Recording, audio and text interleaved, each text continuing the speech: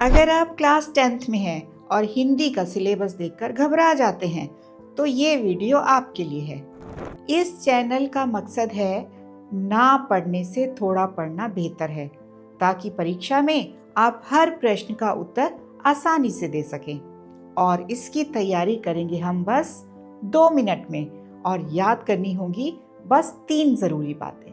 तो चलिए शुरू करते हैं कहानी का सार, सपनों के से दिन।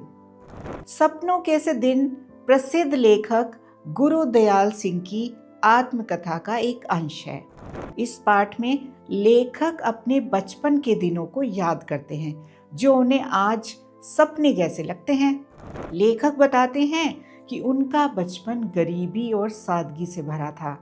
बच्चे नंगे पैर घूमते थे, फटे पुराने कपड़ों में खेलते थे, बाल बिखरे रहते थे, चेहरा मिट्टी से सना रहता था, लेकिन किसी को इसकी चिंता नहीं होती थी। खेलते समय चोट लग जाती थी, खून भी निकल आता था, पर अगले दिन फिर वही खेल। उस समय दर्द जल्दी भूल जाता था, क्योंकि मन बेफिक्र होता था। स्कूल का जीवन भी अलग अनुभव था।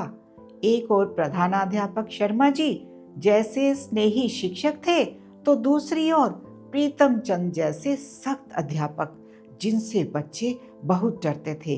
उनकी सजाएं कठोर होती थी। मुर्गा बनाना, डांटना, जिससे बच्चे सहमे रहते थे।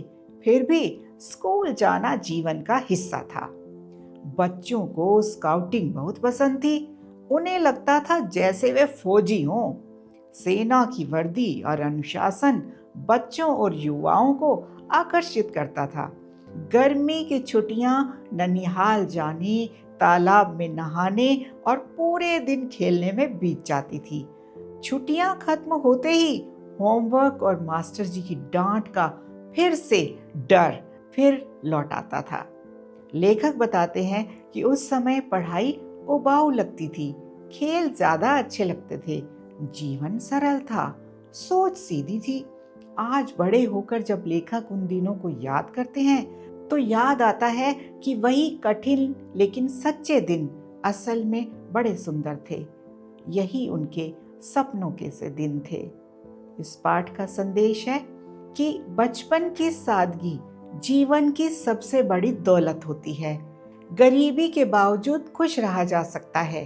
अनुशासन और संघर्ष जीवन की तैयारी करते हैं। समय बीत जाने पर कठिन दिन भी मीठी याद बन जाते हैं। सच्चा सुख सुविधाओं में नहीं, बेफिक्री और सरलता में होता है। अगर आप पाठ का नाम, लेखक का नाम, पाठ का सार और पाठ का संदेश अच्छी तरह से याद कर लेते हैं तो भी अच्छे नंबरों से पास हो सकते हैं। हमेशा याद रखें कि कुछ ना करने से थोड़ा करना ही बेहतर होता है। ढेर सारी शुभकामनाएं।